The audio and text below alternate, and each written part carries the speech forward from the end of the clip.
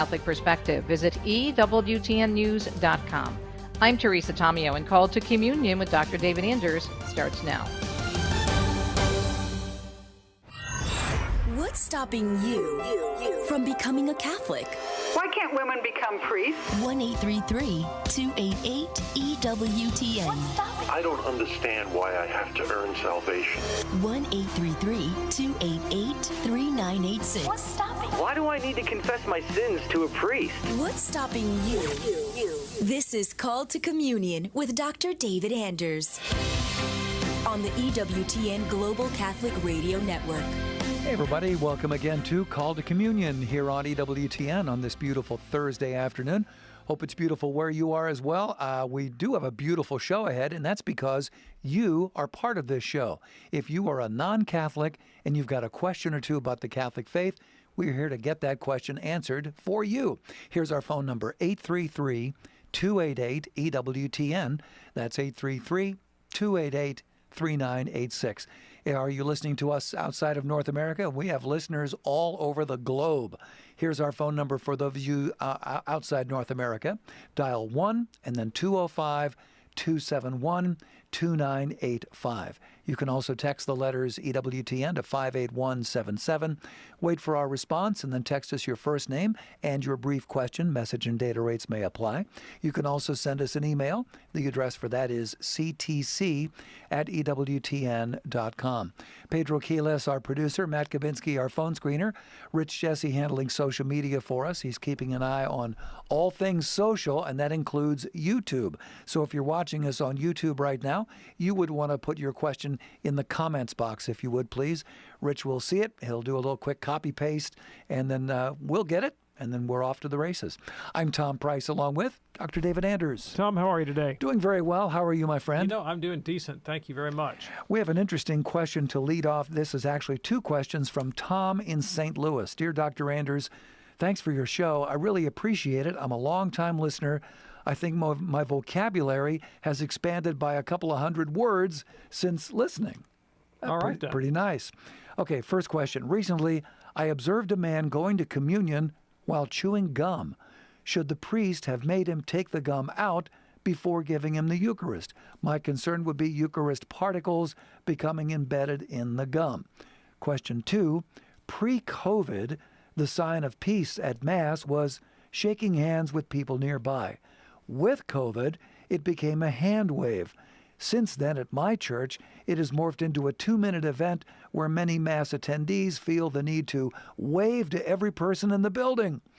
What is the sign of peace supposed to be per the Catechism of the Catholic Church? Thanks, Tom from St. Louis. Yeah, thank you. So on the gum before communion business, so the law states that you're not supposed to eat before you go to communion. It doesn't specify what constitutes eating. Now, I will just tell you that if this were my household and a member of my family wanted to go up to communion chewing gum, they would not be permitted to do so. But I also I recognize that this is going to be an interpretation of the law and the spirit of the law that I'd be making as a father. And that's not my place with respect to the sacred liturgy. That job belongs to the priest, to the local pastor, to the ordinary minister of Holy Communion. And, I can't imagine a pastor saying, everybody pull out a, big stick of Wrigley's and pass it around before communion. That'd be entirely inappropriate, But it also wouldn't surprise me that, to call someone out publicly for inappropriately receiving communion is a really big deal. And so what you don't know, first of all, did the pastor know? And secondly, maybe you don't know this. Maybe he pulled the guy aside, or gave him a call next Wednesday or something and said, hey, Bob, let's not come up to communion smacking away on, spearmint chewing gum or whatever it might be. You don't know that he didn't have that conversation. But I do think, again, to publicly call someone out in a noticeable way when they're on the way into communion would make everybody think, my gosh, what did he do? So you'd have to proceed with prudence in that. Okay. It's pastoral discernment. Okay, very good. And then the other question? Yeah, the other one. What does the Catechism say? So, the rubrics of the Mass don't indicate that the laity are to stop, drop, stop, and look, wave, shake, rattle and roll, whatever it might be. Like this is not part of the rubrics of the Mass. This is a kind of unofficial tradition that's grown up in many places that could be edifying or not, depending on the context. And your concern, I think, is that that this thing, because it's not indicated in the rubrics, there are no rules to regulate it, and it could grow beyond all bounds into something that has its own sort of meaning and significance apart from the meaning of the sacred liturgy, and you think maybe a distraction from the holy sacrifice of the Mass. When we're here at the most noble part of the Mass, it's not like it's disconnected from Christian fellowship. It's intimately connected to Christian fellowship. But is this the time to express that fellowship, and in what form? So I think we can legitimately raise prudent questions about that. Very good. And Tom in St. Louis, thanks for your email. Here's one from Uganda, from Afima, who says, I can't understand the idea of reception of the Holy Eucharist by young, unwedded couples. Why can't young couples receive the Eucharist during Mass before a wedding, and yet they go to confession? I feel it is underprivileged many Christians who want to belong but couldn't afford a wedding, looking at how expensive it is today to organize one. I mean, they go to confession but don't receive Holy Communion. It seems unfair and unclear. Okay, so you may be describing a situation that is very prevalent in Uganda, and I want to make sure that I understand the context, because I'm not connecting, right? So I think what you're suggesting is that you have a lot of young couples, and by young couples, I take it that you mean couples that are cohabitating with one another. I think so, yeah. Who are participating in the sacrament of Holy Confession, but not Holy Communion, because they have not yet been validly married in the church, right? Yeah. And I will say that that's an odd situation. Over here in the United States, we definitely have unmarried couples. Sometimes they present themselves for communion. Rarely do they regularly attend confession. So that would be extremely unusual in North America to find that. If they're going to treat the communion in such a cavalier manner, they generally are okay with their consciences, thank you very much, and don't need to have them absolved, right? That's kind of the attitude. So that's unusual. Now, you stated as the reason they weren't marrying, there was an economic situation that constrained that. And again, that may be something that particular situation is a little bit more characteristic, I think, of Uganda. Let me come back after the break and touch on this a bit more. Very good. We'll continue that. We'll also talk with Peter in Los Angeles, and there's a line with your name on it at 833-288-EWTN for a call to communion. Stay with us. In the words of Mother Angelica, pray before you vote. Vote in the name. And in the end, after all your efforts, remember that it's not just about leaving sins behind us. It's about renouncing whatever holds us back from the love that's before us. This is Chris Stefanik from reallifecatholic.com on EWTN Radio. On the next Beacon of Truth, talking online learning and more from the Soulful Songs. I'm Deacon Harold Burke-Sivers, and I invite you to join me for Beacon of Truth. You're listening to EWTN Radio.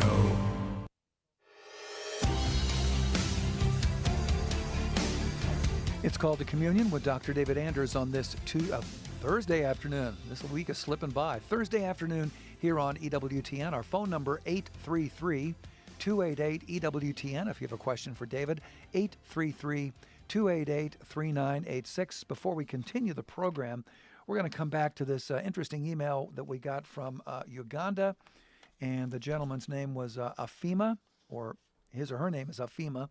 Let me just repeat the whole thing because there's quite a bit to it.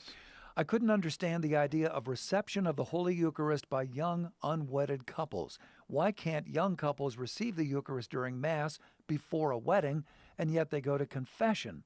I feel it is underprivileged many Christians who want to belong but couldn't afford a wedding, looking at how expensive it is today to organize one. I mean, they go to confession but don't receive Holy Communion. It really seems unfair and unclear. Now, that is verbatim. Yeah, thanks. So what I think is going on here is you've got young Ugandan couples who might otherwise be pious, and desirous of being validly married in the church who have refrained from doing so because they can't afford the price of a wedding. And so they otherwise practice the Catholic faith, including going to confession, but they refrain from going to Holy Communion. And I pointed out before the break that this kind of situation is not typical in the West, right? That pretty much if somebody doesn't have the money for a big wedding, they'll have a little one. If they want to be married, they're going to get married. And if someone is staying away from Holy Communion, they're generally staying away from confession as well. And if they're going to communion with impunity, then they typically feel no need of confession. So you just wouldn't have this situation as it is as you've described it in Uganda over here. It's a little bit unfamiliar to me. But here's what I'd have to say about that. First of all, I can understand that there is a cultural expectation that if you're going to get married, by golly, you better do it right and have a real mother of a blowout and invite everybody and his brother's son, to a massive cultural feast and spend a lot of money and have a lot of fanfare. And I appreciate that. I appreciate that could be a tremendous psychological burden. And I don't want to diminish that aspect, but there is nothing of the essence of the sacrament there. I mean, if what you're interested in is a valid wedding, a sacramentally valid wedding, the only thing necessary are vows and the presence of a priest. That is it, and that can be done on the cheap. So here is something that I don't know. Maybe it's occurred. Maybe it hasn't occurred. Maybe this is like culturally foreign idea, and so maybe a little hard to assimilate. And it would be maybe you get a lot of opposition from the in-laws and from grandma, but it is a thought. There is nothing stopping a young couple in that situation to going to the priest and professing their vows in a basically free ceremony with very few witnesses, and then saving up and throwing the party 5 years later or 2 years later or whatever. Sure. Or even going through with a kind of renewal of their vows where they had a kind of simulacrum of the wedding ceremony, where they have a priest there to bless them, and she wears whatever she wears, and he wears whatever he wears, and they have, I don't know what the traditions are in Uganda, but you could have the full fanfare of the cultural ceremony, basically to throw the party for the couple that was already sacramentally married in a way that they could afford. You could do that. You could pull that off. Yeah, there you go. Hope that's helpful for you. Thank you so much for your email from Uganda. I remember, and I've probably mentioned this once or twice, going to a 6:20 Mass in the morning at a local church here, St. Peter's, and it seemed like any other Thursday Mass, and all of a sudden there's a wedding happening, and the witnesses were just whoever happened to be there in the chapel. Yep, I hear that. I hear you, but I am sensitive to the fact that I have very limited knowledge, but some knowledge of what African weddings can be like. And the idea that you would just have a small affair with few witnesses is unthinkable in some contexts. Sure. Where you really have this expectation that you're going to invite the whole clan, and it's going to be a lot of people, and there are all kinds of expectations of what that looks like. And so I'm sensitive to oh, sure, this is a big ask of somebody in that cultural context. Yeah. And it would take an awful lot of explaining, right, of why we're going to do it this way, because we want to be obedient to the church, but we also want to be deferential to our families and to our traditions. There you go. Hope that's helpful for you. Thank you so much for your email. We're going to get to the phones in just a second. Let me tell you about something wonderful now available from EWTN's religious catalog. They have recently added packs of 25 popular metals. Now, all these metals have O-rings attached. They're made of silver oxidized metals, and the metal choices include St. Benedict, the miraculous metals, scapular metals, Padre Pio, St. Christopher, Divine Mercy, and St. Faustina, St. Joseph. The list goes on and on. These are imported from Italy, and they are beautiful. Check it out by going to EWTNRC.com.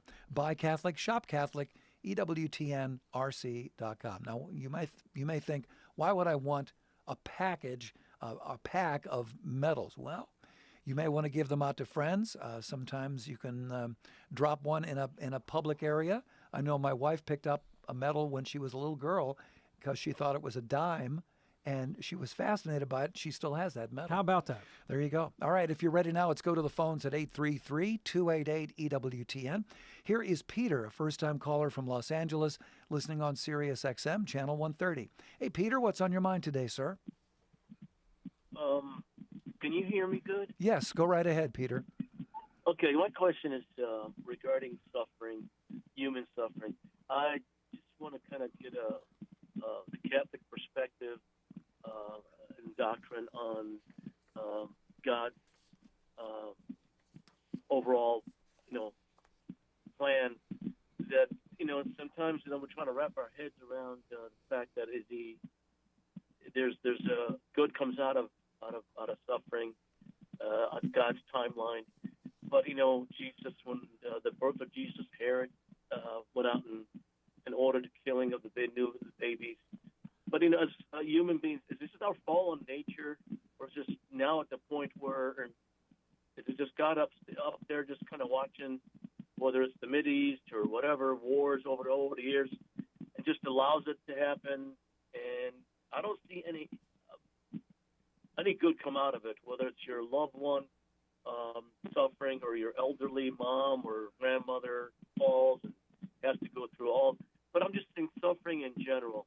It's just God is just let it be, let him go at it, and I'll deal with it, in my own way. I'm with you. It's just something we're just trying to wrap our heads around. Okay. Yeah, sure. I totally understand. So let me offer a perspective to you on the nature of Catholic doctrine. So before I deal with the specific doctrine about evil and suffering, I just want to deal with Catholic doctrine in general. And what the Catholic Church teaches about its own doctrine is that our doctrine, our language about God, is imprecise and at best is an analogy. That we never say anything directly about God that is not an analogy. Because all of our concepts, all of our language is drawn from human experience, and God is not a human in the relevant sense, right? The incarnation notwithstanding. And so we're babbling a lot of times when we talk about God. Now, that doesn't make doctrine unimportant. It's incredibly important because it orients us existentially in the world. The Catechism says that doctrines are lights whose job is to illumine our path so that we know how to make our way in reality and to help us attain goodness and beauty and truth. But that there's a kind of provisional and hazy, shadowy character to our language and our thoughts about God. St. Paul talks about us seeing as through a glass darkly and not face to face. And so here's why I'm saying that, right? There's a way of doing Catholic doctrine or Christian doctrine. I used to do it when I was a fundamentalist Protestant this way, where you really reason from the top down. You start at some abstract principle like, God permits suffering and because he intends to bring a greater good. And that is true. I mean, that is the Catholic position. And then you try to deduce all the consequences from that and to draw out the relevant inferences to explain whatever you're going through. And what happens when you take that approach is, well, the proposition itself is perfectly clear. Okay, God allows suffering to bring a greater good, which is true. But when you start spelling it out in concrete instances, you're like, wait a minute, I'm not seeing any good here, right? And so the syllogism, the deductive reasoning kind of breaks down for you, and it leads to this kind of crisis of faith, right? Mm-hmm. Now, that's not an illegitimate way of doing business, and that is a legitimate way of doing theology. But it has limitations because, again, as you move from the premise to the conclusion, particularly in concrete instances, it begins to kind of break down. All right. Okay. There's another way of doing theology, and that's from the bottom up. That's from human experience upward. And so if instead of starting with, hey, I've got this lock-solid grasp on the nature of God, and I can totally understand and explain God, I start instead with my own existential situation. Like, dude, I'm suffering. All right, I start with that fact rather than than some abstract proposition about God. I start with the absolute fact that I am suffering and the people around me are suffering. And I say, what can I do about it? Okay, well, basically nothing. All right, the universe consists in things I can control and things I can't. And the stuff I can't control is like everything. And the stuff I can control to a limited extent is my own thought life. That's basically what I have control over. And even that's not perfect. Yeah. I can kind of control my own thought life. That's how much wiggle room I have to affect my life, is to basically affect my own representations of reality. Okay. And from that end, what difference does it make to me if I go into suffering thinking, well, I'm suffering because God hates me and has a terrible plan for my life and wants to see me die in agony? That's not going to do a lot to advance me in wisdom, virtue, or charity. Yeah. But what if I go into it with this proposition? There's a loving God who has a plan. I don't know why this is happening, but it's happening to me for some reason that's intelligible, although not to me, and some good can come out of it, and doggone it, I'm going to find that good, or I'm going to strive for it with every inch of my being, and I'm not going to grow hopeless and despairing, because I think that even though it escapes my rationality, there is some good to be realized here, even though I don't see it. Well, which one's going to get me out of bed in the morning? Right, the second one, right? And your question was really about the first way of doing theology. And I'm not ignoring that, but I'm saying don't discount the second way. That is to say that there really is a kind of existential payoff, in the way you live your life. Yeah. If you can get up in the morning and have eschatological hope, if you can really believe that, yeah, there's a reason here, though I don't see what it is. So you have mystery at either end of the spectrum, right? But there's a way of approaching this topic where the mystery is productive and not destructive. Technically, from the way you asked the question, the Catholic position is God has a reason. We don't know what it is. Yeah. It's some good, but we may not realize it in this life, right? I may not be able to pull it out or exegete it from every situation. But if you start at that point of mystery, from the proposition, you may find yourself twirling off into despair. However, if you start with the despair and work your way up to the goodness of God, you might find you walk away from this with hope. Yeah. Thanks so much for your call. That opens up a line for you right now at 833-288-EWTN. That's 833-288-3986. Call to communion on this Thursday afternoon here on EWTN Radio. Let's go to Michael, a first-time caller from Ann Arbor, listening on the great Ave Maria Radio. Michael, what's on your mind today? Michael in Ann Arbor, are you there? Oh, yeah, sorry, I was busy. Go right ahead. Hi. So I moved into a college dorm, and a whole bunch of roommates and things. They're doing parties with alcohol, and I am curious. I go to youth groups and stuff, but is it okay to do this stuff with friends and stuff, and still put your faith first? Okay, thanks. I really appreciate the question. So let me tell you a brief story about myself, if I could, if you'd indulge me, because I am a convert to the Catholic faith. I did not grow up Catholic. And when I was in college, I went to, let's say, a well-known research university in the city of New Orleans, Louisiana. Okay? You don't have to be too creative to come up with what that's likely. And it was very close to Loyola. Got it. And let me tell you something. There was some partying going on in New Orleans, Louisiana. In fact, most of my college dorm mates were sloshed, more often than I had one dorm mate who would literally spend days at a time recovering from his last bender, and then wake up at some odd hour and head off on another one. Right? Wow. And I mean, it was pretty wild. But there was one guy on my dorm who didn't talk a lot about religion. But he wore a crucifix, and we all knew he was Catholic. And he'd gone to a Catholic high school that he thought a lot of, a Jesuit high school. We knew he loved his Jesuit high school.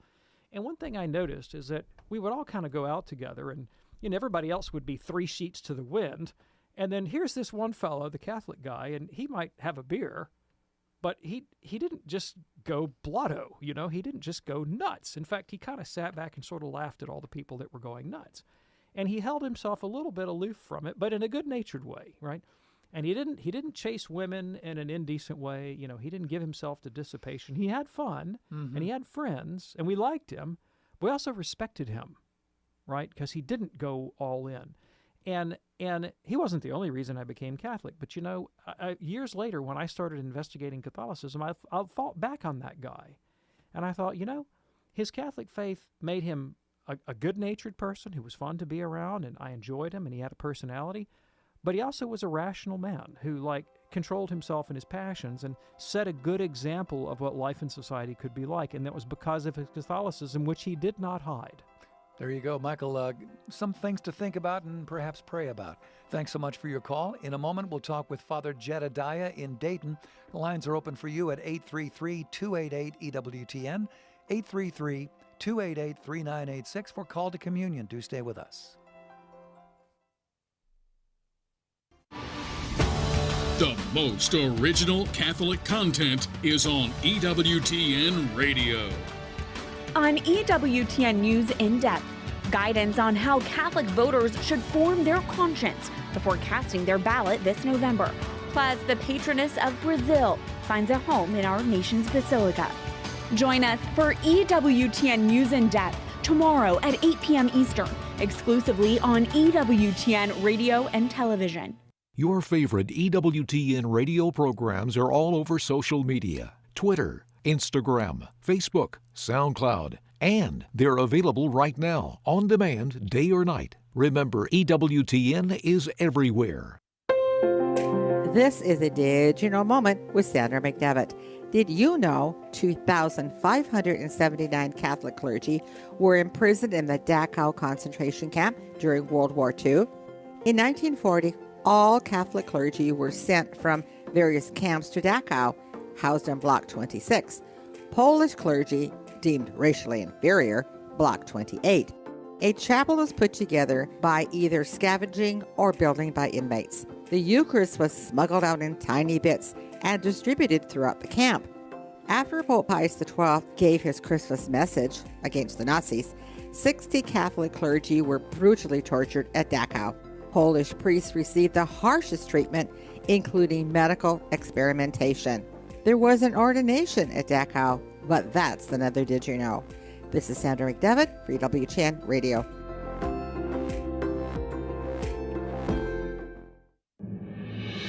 Matt Swaim here. Tomorrow on the Sunrise Morning Show, we'll preview the Sunday Mass readings with Father Hezekiah Carnazzo and Father Jonathan Duncan, plus news, weather, sports, and more. Now back to Call to Communion.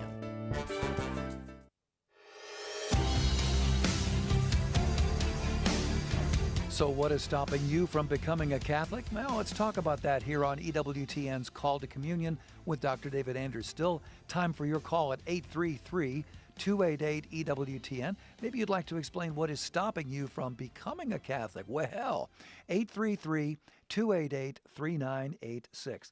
Hey, our friends listening in Nebraska and central Wisconsin, wow, we need to get a message out to you. Spirit Catholic Radio, airing their fall pledge drive starting on Monday on their 19 stations throughout Nebraska and central Wisconsin. So if you're listening to us in Nebraska, central Wisconsin, or anywhere, remember to support your EWTN Catholic radio station. All right, back to the phones now. Here is Father Jedediah in Dayton, listening on Sacred Heart Radio, AM 910. Hey there, Father Jedediah. What's on your mind today, sir? Hey, guys. Big fan of the show, and I was curious. I've heard Dr. Anders mention on multiple occasions that he really likes the NRSV Catholicism, and I was curious. I really respect Dr. Anders' opinions on things, and what is it about that translation that really speaks to you, Doctor? Thanks. I appreciate the question. So, since you're a priest, you're a priest, right? I think you're a priest. We said Father Jedediah. Yeah, that's right. You're a priest, and you yourself are a preacher, proclaimer of the gospel. I will give you a reference that I might not give to every layperson. You might know the name of Michael Gorman, who teaches, I think, at, St. Mary's Seminary and University. He's the Raymond Brown Professor of Biblical Literature there, I believe, right?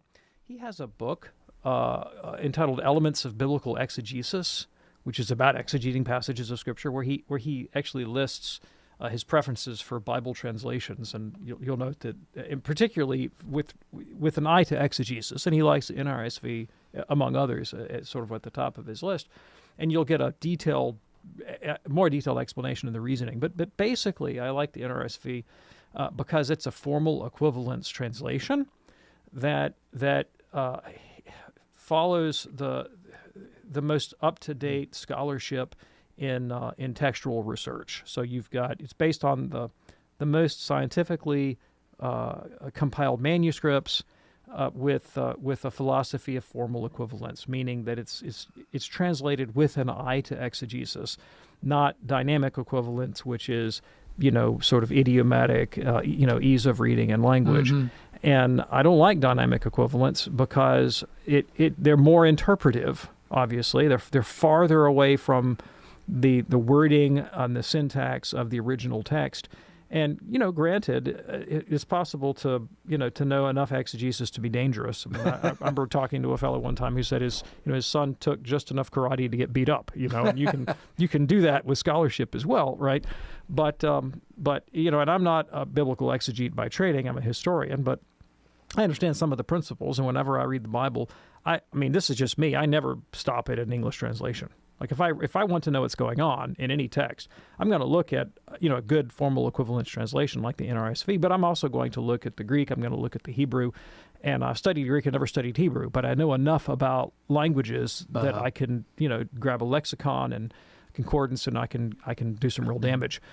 So I'm going to look at both of them, and then I'm going to read commentaries and this kind of thing. I really want to kind of get behind it, understand what's going on, and there are occasions, I'm not even going to say the translation because it would be both misleading and humiliating, but like there is a translation that was very common when I was in the evangelical seminary that a lot of my evangelical seminary professors worked on, right, that I think theologically is really no good at all. Like I would never recommend it to anybody, but it's really readable.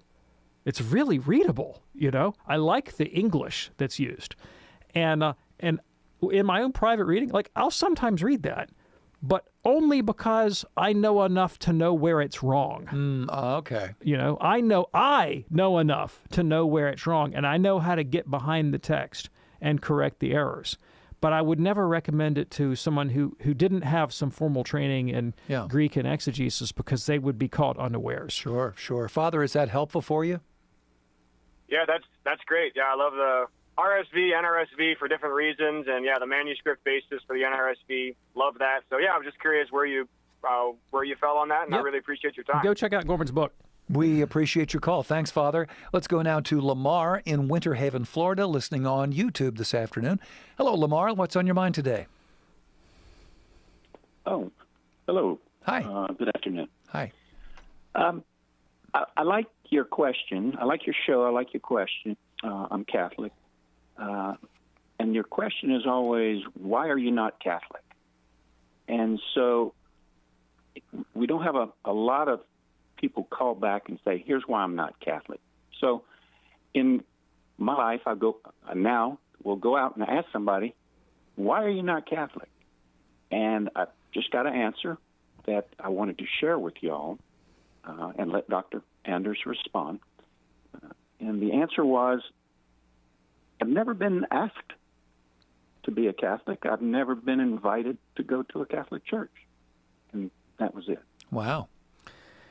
I, sometime in, I guess it was 2003, I moved far enough along in my interest in Catholicism that it was time to start asking questions of priests. And so I reached out to the parish that was closest to my place of work, made an appointment to go visit a priest, and I'm a scholar and a historian, and particularly at that time of my life, I carried a notebook with me wherever I went to take notes on anything I was studying. And I sat down in his office and I pulled out my notebook, and he said, "You're not with the newspaper, are you?" I said, "No, I just like to take notes." And he said, "Okay, I've had reporters bite me before, Like, no, this is not some sort of sting operation, Father." And I started asking questions, and he revealed to me that, he said, "Well, I've thought about leaving the church, and know the Pope's not infallible, and know the Pope's not infallible." And he started saying all this kind of stuff that I knew wasn't consistent with the Catechism, and I went, "Oh, he's one of those kinds of priests, And I thought, well, okay, that's not going anywhere. I mean, he's a nice guy, and we had a nice conversation, but I was like, he's not going to give me the answers that I want because he doesn't necessarily believe them, right?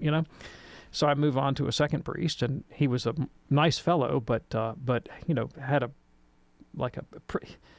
he didn't register 0.1 on the Richter scale of emotion, and so it wasn't like he said anything wrong. He just didn't say much at all. I wasn't getting a lot of traction out of him either. And then I finally knock on the door of a third priest, and boy, was he happy to meet me.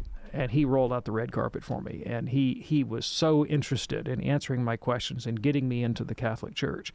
And in fact, if it weren't for this priest, I don't know if I'd be Catholic today, really, because he I started talking to him, and he basically said, "Okay, it's time to put up or shut up."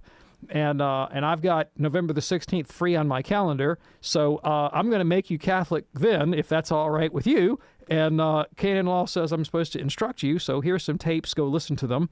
Come back on the 16th, and whammo, I'll make you Catholic. It's time. I mean, he really put it to me, and made me make a decision about whether I was going to become Catholic or not. And he pushed me over the edge, and I'm really grateful for that. And but in the course of the conversation, when I first started it with him, I said, I'm thinking about becoming Catholic. And he said, oh, are you marrying a Catholic, or did you read your way in? Well, in my case, it was option B. I read my way in.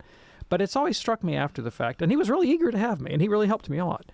But it's always struck me after the fact that he didn't say option C. It wasn't, are you marrying a Catholic, did you read your way in, or did the Wednesday night evangelism group come knock on your door? He didn't say that. And he didn't say it for the obvious reason that there is no Wednesday night evangelism group. Now, by contrast, I have visited Protestant churches where there absolutely was a Wednesday night evangelism group that showed up at my door, right? And this is a deficit. It's an objective deficit in Catholic culture and Catholic parish culture in particular. And there are all kinds of historical reasons for that. I do think it's something that the hierarchy is aware of. I don't think that Catholics, it's very hard to change cultures, right? Yeah, it's not easy to change a culture, right? Even if you know that there are objective issues with it, right? But this is a feature of Catholic parish culture in North America, among other places. And, one of the historic reasons is that American Catholics for the longest time were a persecuted minority who had to keep to themselves. I mean, we have even 100 years ago, not that long ago, in Birmingham, Alabama, there is a Catholic priest who stuck his head up above the waterline and made a public figure of himself and defended Catholics, and he literally was shot dead in broad daylight for his pains.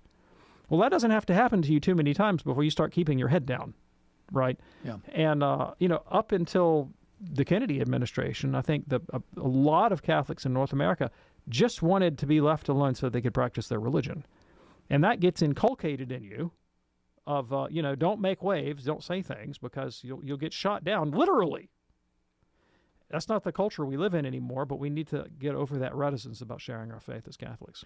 Yeah, and there's a lot we can learn from our Protestant brothers. Absolutely. You better believe it. Lamar, thanks so much for your call. That's a great point that you have just made. Call to Communion here on EWTN. Glad that you're with us. Let's go to Patrick in Dallas, is listening on Sirius XM Channel 130. Hi, Patrick. What's on your mind today, sir? Oh, hey there. Thanks for taking my call. Sure. Or there was another saint that helped them find a watch that was missing, and this is just kind of confusing me. Is it? Are you praying to the saint to ask for God to help you, or is that saint literally like coming down in spirit and helping you do whatever you're praying? It's a great question. Great question. Yep, fantastic question. So, as I begin to answer this question, let me ask you: Are you some kind of practicing Christian right now? Yes, I am. All right. I'm actually a Presbyterian church. Okay, I grew up Presbyterian. In your Presbyterian church, do church members routinely pray for one another? Yes. Okay. And you acknowledge that all of the people being prayed for could, in fact, just pray to God directly and not ask for the intercession of their friends and neighbors, correct? Yes. But nevertheless, you think there's some utility in their asking their neighbors to pray for them, or else they wouldn't do it, right? Correct. Okay. First of all, what do you think that utility is? Like, if the Presbyterian can pray directly to God and does pray directly to God, then why ask your Presbyterian friend to also pray for you? What value is there in doing that? Well, I think that with members of the church, and then I think, I can't remember where exactly in the Bible references that God hears the prayers of the righteous. If you know somebody that in your church that you look up to, and you know that God would hear their prayers, and it's just another person praying to God. Bingo. Whatever you're Bingo. Yeah. Bingo. You put your finger right on it. So there's a couple things with asking your friends to pray for you. One is, as you said, the prayer of a righteous man availeth much. That's James chapter 5.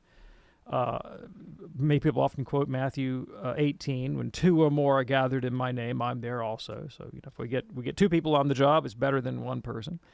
And then there's another benefit that people rarely quote Scripture for this, but I really do think it's a palpable reason why people ask their friends and neighbors to pray for them, and that is that you just like to know that somebody's in your corner. It's a way of asking for and expressing charity and mutual concern. So all three of those are valid reasons to ask your friend or neighbor to pray for you. Express your concern, show your concern.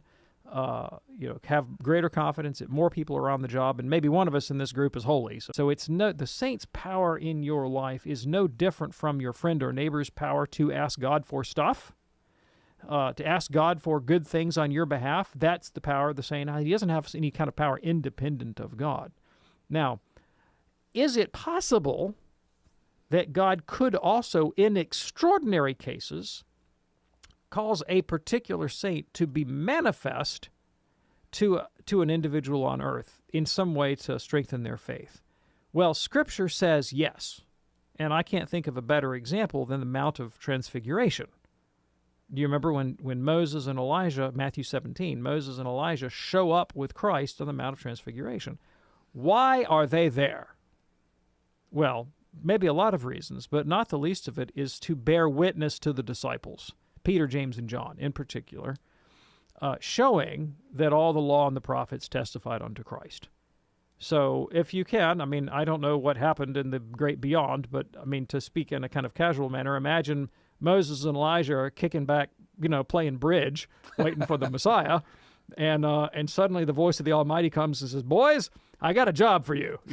I'm going to send you down to the Mount of Transfiguration, and you're going to show up with my son Jesus and bear witness as the representatives of the law and the prophets for the benefit of the disciples." So we know that it happened at least once in human history. It happened more than that, but it happened at least once. Yeah.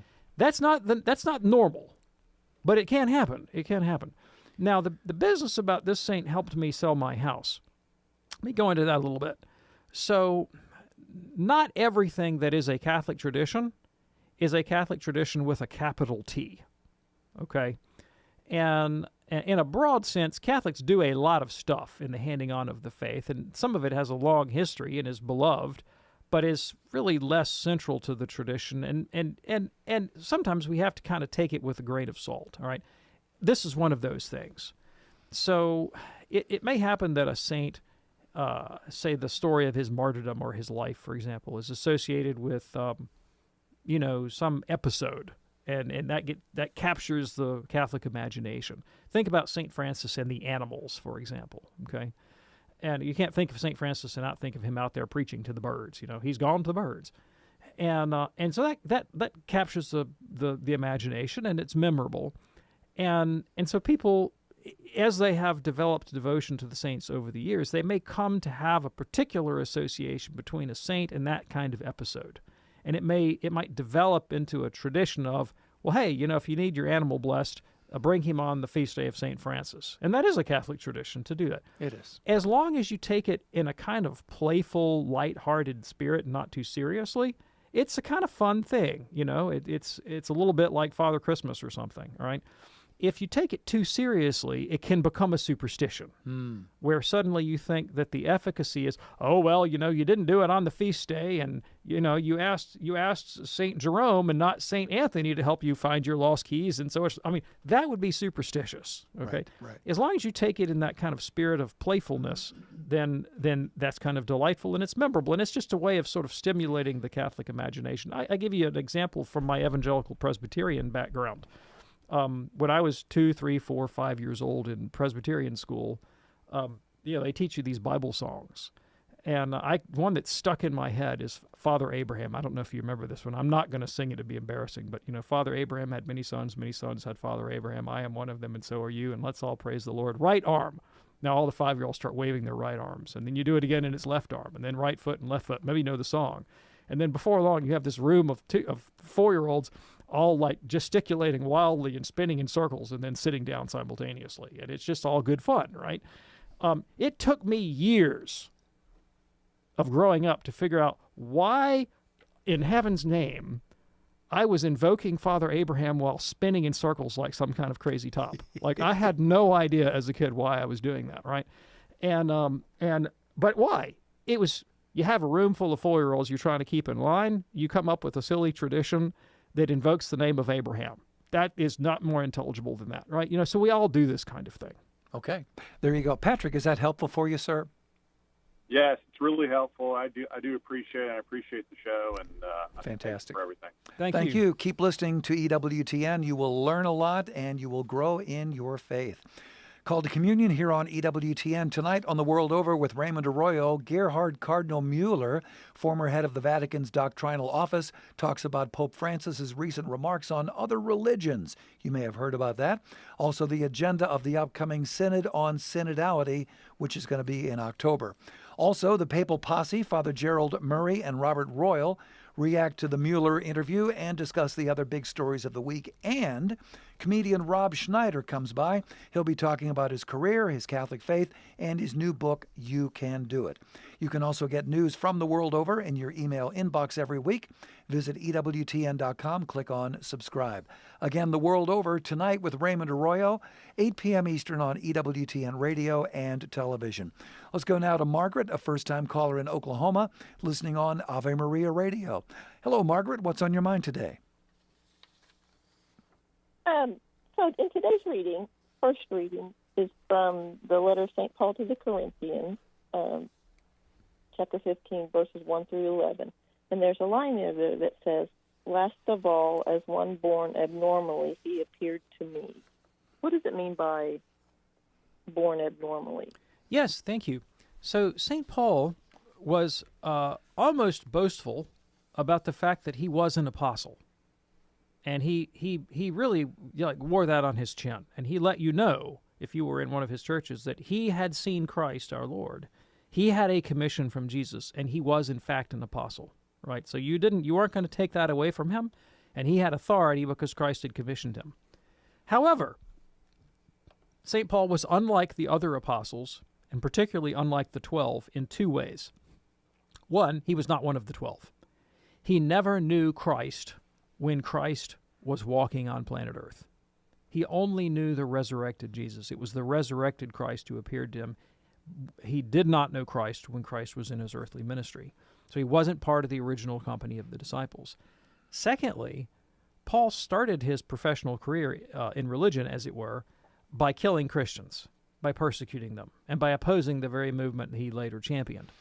And so he recognized that God's call to him was really a kind of condescension, an act of pure grace, nothing that Paul had merited, that God reached out to him, though Paul, had utterly alienated himself from the Christian community. I mean, intentionally and violently.